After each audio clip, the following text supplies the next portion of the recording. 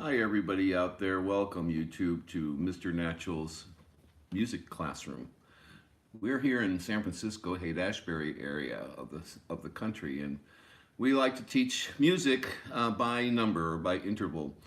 What we're doing in this series right now is teaching you our method for reading music on the staff by enumeration or eventually by interval. There are three levels to doing this. The first is learning to get used to the number code system. The second thing to do is to learn to place those number codes on the staff and learn how to modify the pitch with sharps and flats. And the next thing to do is learn to read in very tiny intervals, what we call major and minor intervals.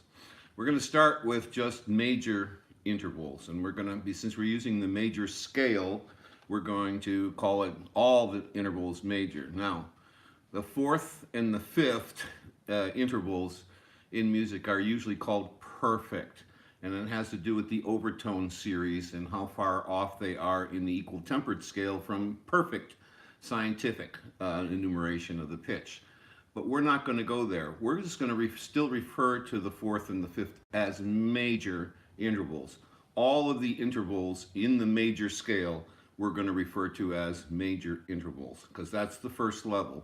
Later you learn to distinguish between the major and the minor, and then later you'll learn to distinguish even finer, smaller elements, so you'll be able to do what we call diminished and augmented intervals.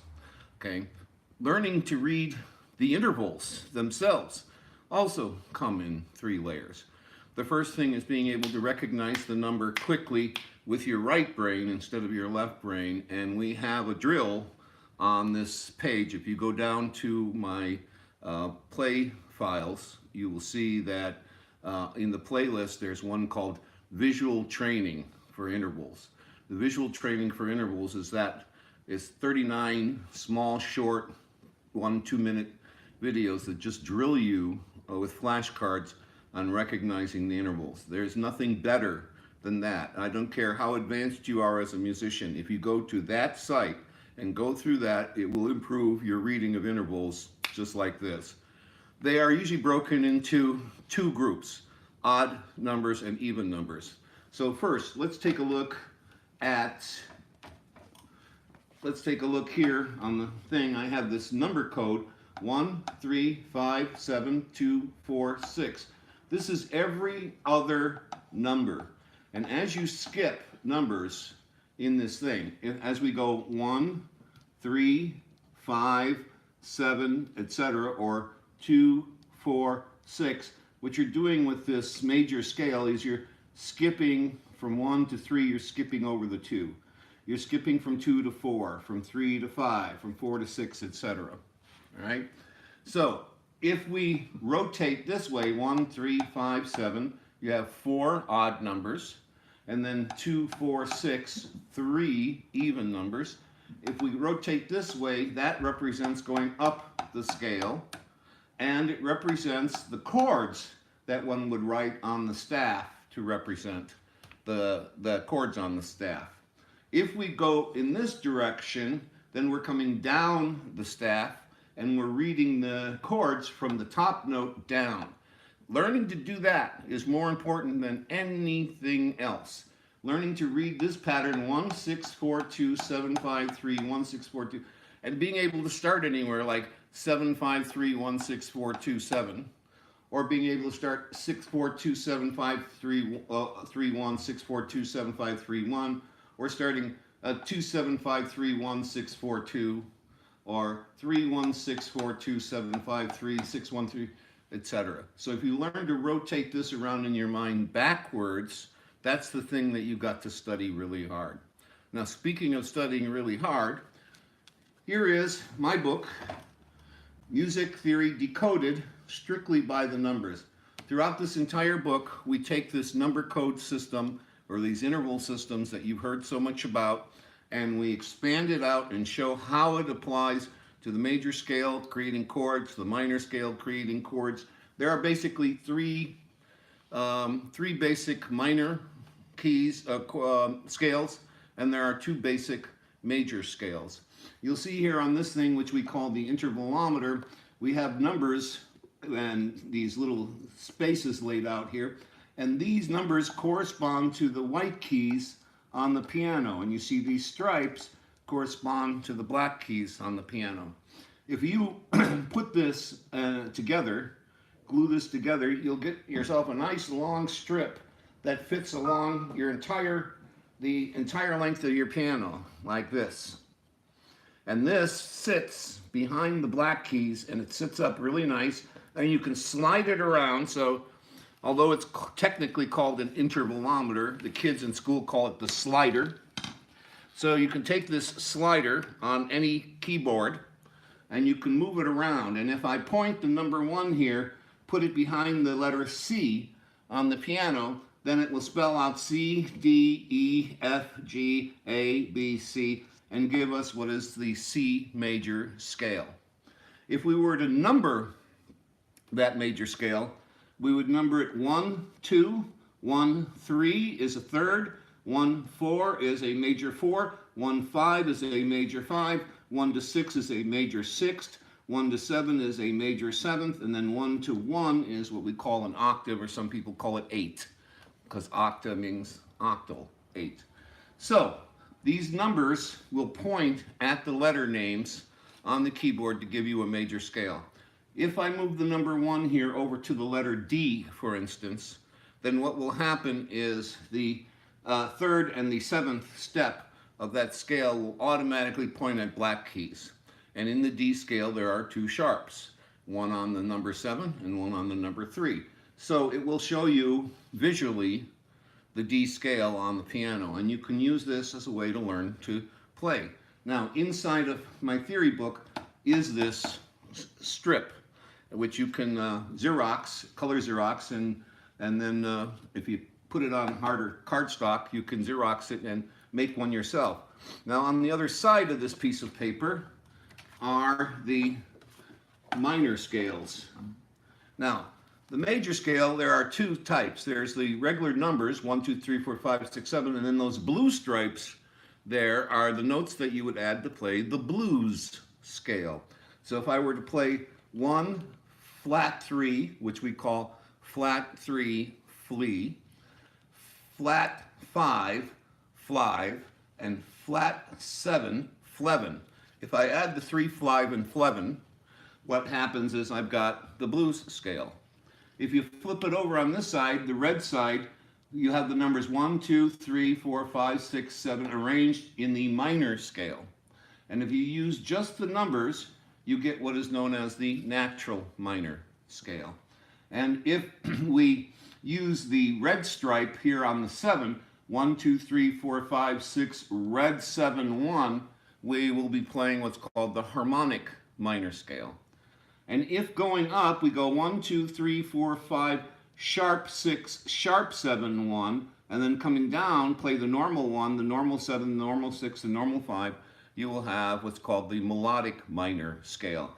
In the melodic minor scale, it's hot, red 6, red 7 going up, cold, regular 7, regular minor 7, 6 coming down. So that gives you your 3 minor scales, and the other side here gives you your major scale and your blues scales. And you will find those all in this book, Music Theory Decoded, strictly by the numbers. And in here is enough music theory to get you through college. And we've simplified it enough that anybody can read it and figure it out on their own, okay? So that's my commercial for today. So hop right into it. Last week we learned this pattern, and how this pattern, because it's every other note, if that note there were on a line, then that would be a line, a line, a line, a line, a line, a line. If that note there is on a space, then these would all be on spaces going up or on spaces coming down. And we'll get into that in just a moment. But before, I want to show you that if you take this what's called circle of thirds, and we take this pattern and we just play the notes, for instance, in the key of C, this would be C, E, and G. C, E, and G. C, E, and G produce what's called a 1 chord. They use the Roman numeral 1, and it produces a major chord. Sounds like this. 1, 3, 5. If I go over here to 2 and go 2, 4, 6,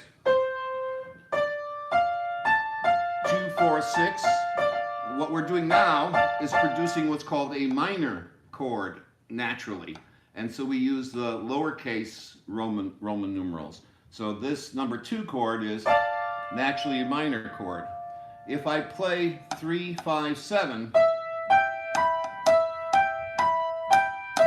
I also get a minor chord, which is called the 3 minor chord. So the natural 3 minor is just the numbers 3, 5, 7.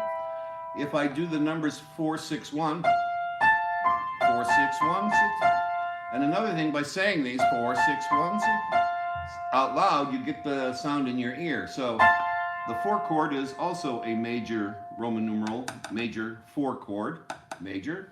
If I go 5, 7, 2, I get what's called the 5 chord, which is also major. If I add one more note to that, 5, 7, 2, and add the 4, I get what's called a dominant 5 chord.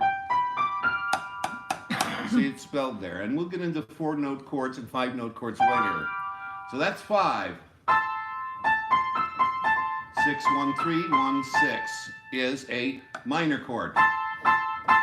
And then if we go to 7, 2, 4, 7, 2, 4, even add the 6, what we have is a diminished chord, and it is usually known as, it starts out with this part minor, and then this part gets diminished, so we call it a diminished chord. If we were to add another note to it, it would be a half diminished chord as opposed to what's called a full diminished, and we'll talk about the distinction later. So one thing about this pattern and memorizing is it gives you the spelling for all of the chords. The first chord, the fourth chord, and the fifth chord are naturally major chords. The second chord, the third chord, and the sixth chord are naturally minor chords. And of course those can be altered. I can flatten the third on the major chords and make them minor, and I can sharpen the middle note here, the third, on the minor and make them major. So it is possible to take this default spelling and modify it to make these chords any type of chord that we want. And we'll do more of that later. And that's when we start adding these accidental sharps and flats. So the first thing to do is just learn how to take this and spill it out on the staff everywhere, so we can learn to read in different keys. And since we are not using any clefs, so they don't have any letter names, and we're not using any sharps or flats in the key signature, so we don't need to have a key signature, we wind up with this nice neutral package here. And this is what it would normally look like. Now, the staff, they say it has 5 lines and 4 spaces, and that's not true. It has 5 lines and 6 spaces if we count the space on the top and the one on the bottom, which everyone seems to ignore. If we add this together, 5 plus 6, that gives us 11 possible notes. Now, 2 octaves, an octave is 7 notes. 7 and 7 is 14, not 11. So we need at least to get 3 more notes here somehow. And one of the ways we do that is we create what's called a ledger line. By putting a line below the staff and putting a line above the staff, this line creates a line and a space, this line creates a new line and a space. That gives us 15 numbers, and now we can enumerate the staff quite easily across this entire plane. So if I were to start, for instance, here, 1, 2, 3, 4, 5, 6, 7, 1, 2, 3, 4, 5, 6, 7, 1. You can see we go from 1 to 1 here. It goes from a space to a line. Then it goes from a line to a space, the octave. And that happens. Every octave, it changes from a line to a space. So when we read melodies, we usually are reading melodies from 1 to 1 within 1 octave. And we'll be talking about that a lot to start with. Later, we're going to learn that when it goes from the space to the line, the number 1 goes to a line, then what happens is everything shifts. And it will keep on doing that until we get up to the next number 1, which comes back to the space, and it takes 2 octaves to do harmony. So melodies are thought of as the numbers 1 through 7, and harmonies are thought of the numbers 1 through actually 13. This would be 1, 3, 5, 7. The 2 would equal the same as a 9. The 4 would be an 11. And the 6th here would be a 13th. So if we thought of this as 1, 3, 5, 7, 9, 11, 13, 15, we're right back where we started from. Okay? So that's the way that the staff itself naturally lays itself out.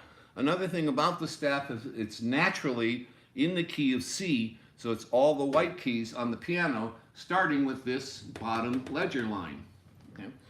So now, the thing about this system, quite simply, is that a note, the number 1, or do, can start on any single one of these lines. So here I have 7 lines. I have the 5 regular lines on the staff, plus the ledger line above there, and the ledger line below here, so that gives us 7 different starting places. Here on the spaces, we have the 4 inside, 6 outside, so the number 1 can start on any one of these spaces as well. And what we're going to do is enumerate these things very quickly using that pattern, 1, 3, 5, 7, 2, 4, 6. So let's see if the number 1 happens to be on this bottom line, then this is 1. The line above it would be 3, because we're skipping over 2. We go skip over 4 to 5. We skip to 7, then that's 1, then this becomes 2, the next line here becomes 4, and that top line becomes 6. And you can see there's our pattern, 1, 3, 5, 7, 2, 4, 6. So since it's on a line, all the lines above it are going to be odd numbers, and then above those will be the 3 even numbers, okay?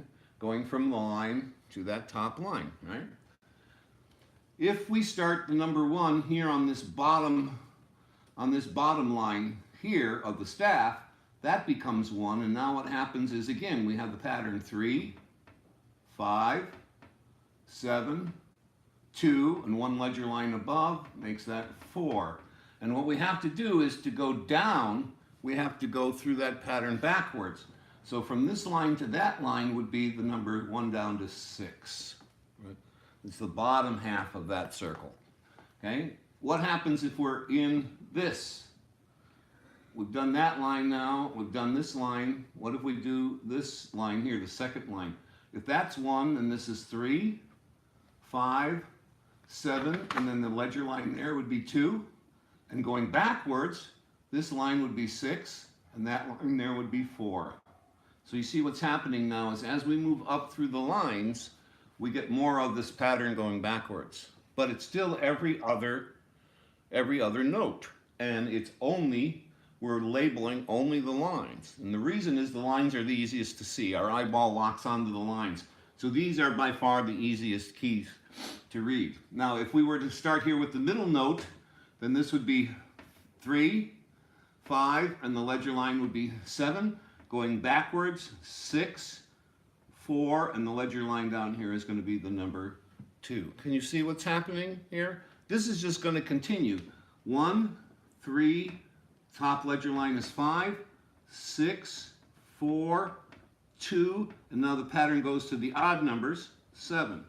So that bottom ledger is 7, the top one is 5. Okay, what happens if we're at the top here? Okay, if this is 1, then that's 3, and going backwards, 6, 4, 2, 7, 5. So there it's mostly the pattern backwards. And if we're at the top ledger line, we can only do backwards, 6, 4, 2, 7, 5, and this bottom ledger line is 3.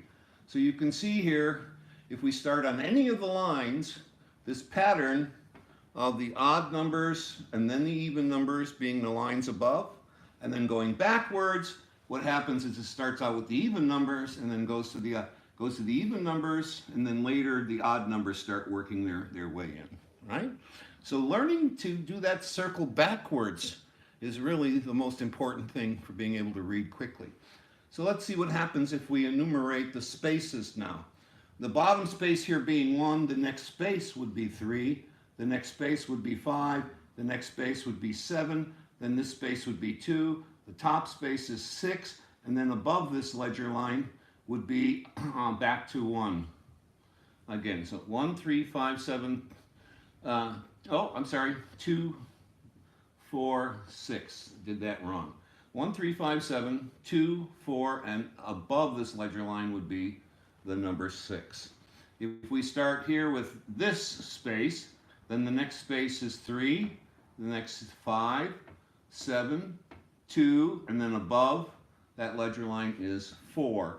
And then going backwards, 1, this space would be 6, and below that ledger line would be 4. Here, 3, 5, 7, above that line is going to be 2. Going backwards, 6, 4, and below this ledger line is going to be 2. Over here, we have 3, 5, and then above this is 7. And going backwards, 6, 4, 2, and below this ledger line here is going to be 7. All right, if we're on this space here, this is 3, above that is 5, going down, 6, 4, 2, 7, and below this ledger line would be 5.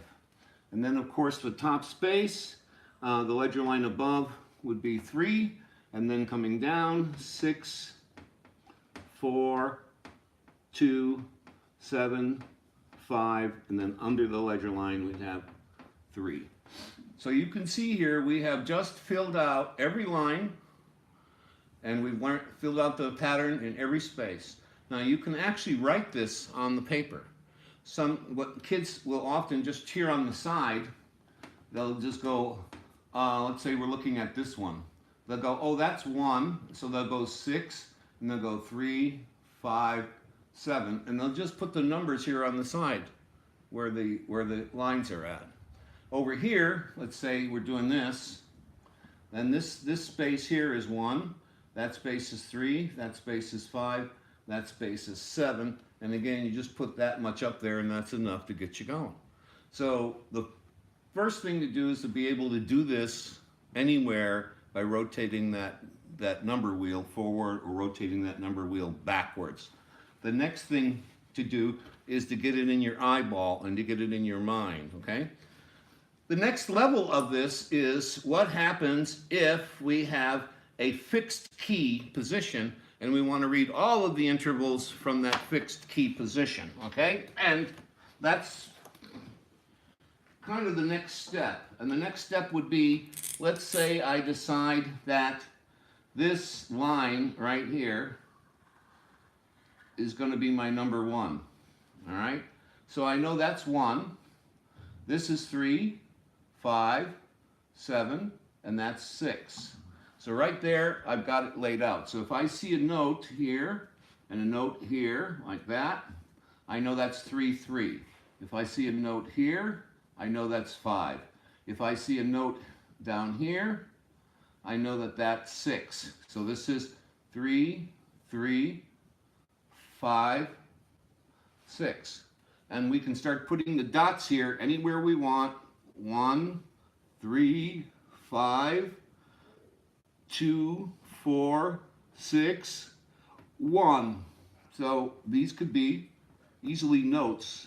And the first thing you want to do when you're learning to read this way is first learn how to enumerate the lines or the spaces and get that in your head. The next thing is to start comparing each of these notes to that reference point. Each of these is being referenced to that. There's 1, that's being referenced to the line, that's being referenced to the line, reference to the line for 2, reference for 4, reference for 6. So this line becomes our stationary key that we're in. Now, if this is the bass clef, what happens is it now gives everything names. And this would be B.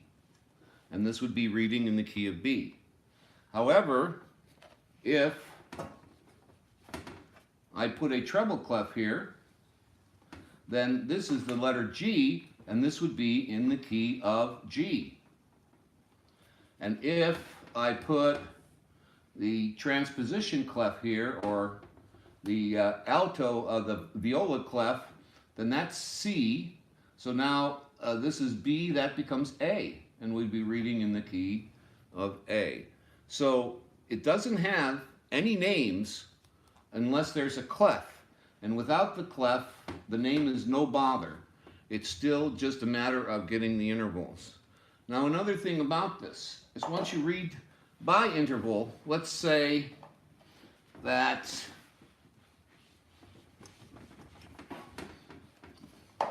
let's take this guy here, for instance, which is at the second.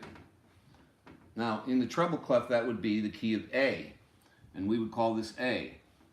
And if there were a dot there, it would be 1, the key of A. But this can also be A flat. This space can also be double A flat. This space can be A sharp, or it can be double A sharp. So we have 1, 2, 3, 4. We have 5 keys that we can read just by enumerating this as the number 1, 3, 5, 7. The sharps and flats, which are in the key signature, will work themselves out. If we go to A flat and then learn to play the major scale, this enumeration would just work fine. If we learn A sharp and learn to play that scale, this enumeration will work fine. So once you learn to read by number from this position, it's good for 5 keys. All right. We have 7 letter names, and the sharps and flats have 2 names each, and there's 5 of those, so there's 10 of those guys. So that means there's a minimum of 17 different spellings on the keyboard. Now, most people only learn 15. The reason is because we only go up to 7 sharps and 7 flats normally. If we go further than that, we don't do that. So if we are doing something like G sharp, or we're doing the key of D sharp has 9 sharps. So because we only go to 7 in our key signature, there's no way of reading the D sharp. And if we go to A sharp, which has 10 sharps in it, since we only go up to, the key signature only goes up to 7, there's no way of reading that in the ABC system. But in our system, it would still just be 1, 3, 5, 7. It'd still be that magic circle, okay? So this is the first thing that you need to do, and we need to get that basically as a reflex that we can do, and also need to get it in our eye. So what I do basically is, if I'm in A, in my mind, what I do is I shade this A all the way across the staff.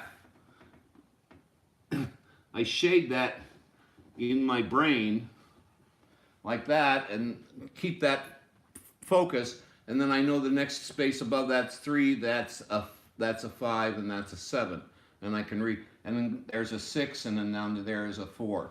So what happens is, once I get this line or the space firmly entrenched in my brain, I can just start reading the numbers. The first thing you should do when you look at a piece of music is look at it carefully. See it first. Do not try to play it. See it. Look at it. Look at every note. Look at the phrasing markings. Look at the expression markings. Look at the loud and soft. See where it swells, where it doesn't swell, where it comes to. Take a good, close, inside look at what you're about to do. Look and study the map before you go on your trip. The next thing we say, see it, say it. So what I'll do is I will say the intervals out loud. 3, 2, 1, 3, 2, 1, 1, 1, 1, 1, 2, 2, 2, 2, 3, 2, 1, or 3, 2, 1, 2, 3, 3, 3, 2, 2, 2, 3, 5, 5.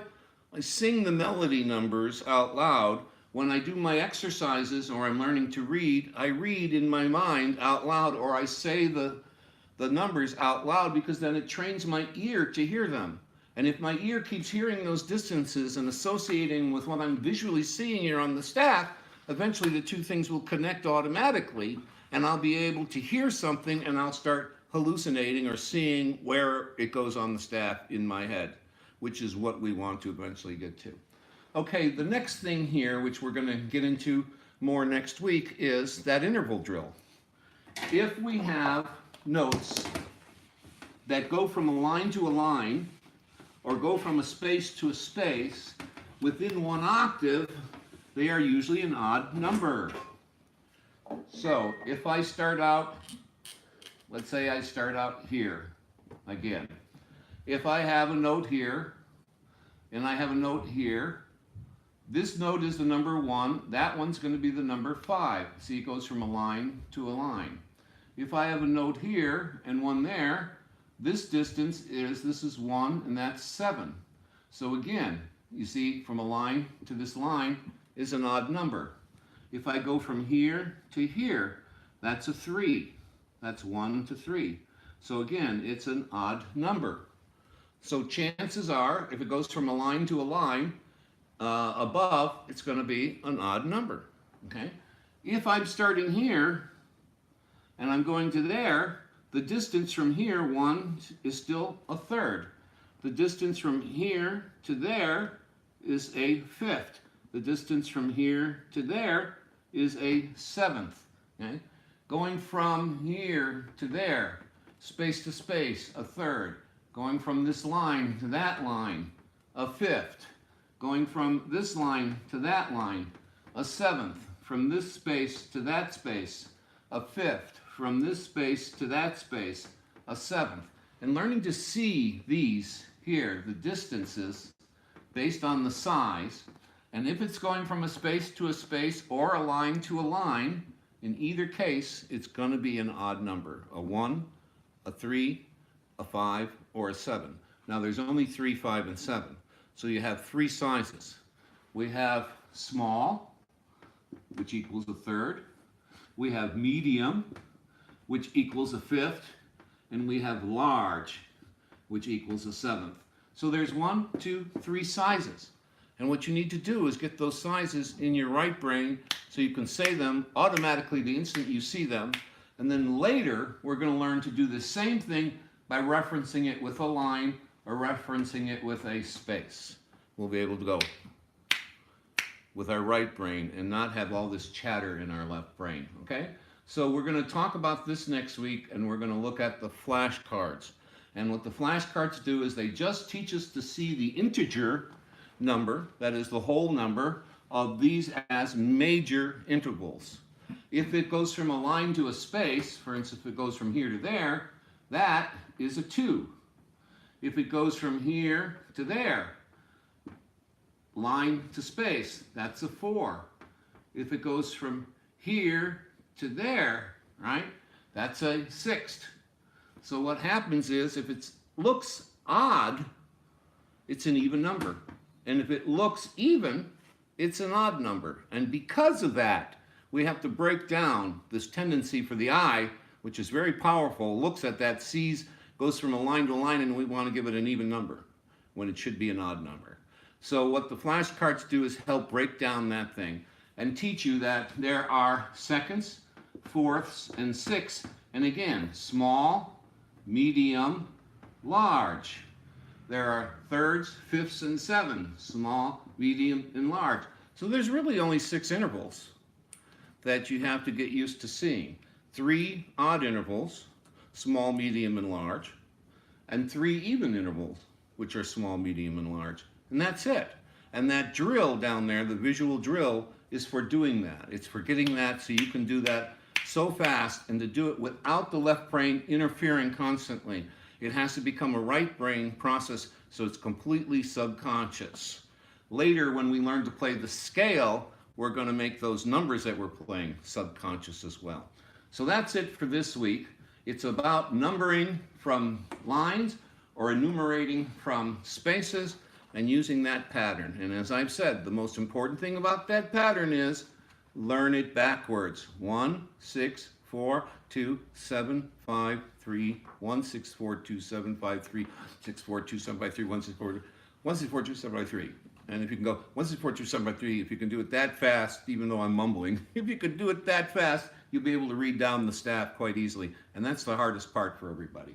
So, until next week, when we'll see you again, and next week what we're going to do is I'm going to pull out some flashcards and get you to be able to see odd and even size intervals, and then we'll show you how, if we have a fixed position on the staff, we can measure that fixed position on the staff with our eye using that training, and we should be able to start reading music almost right away.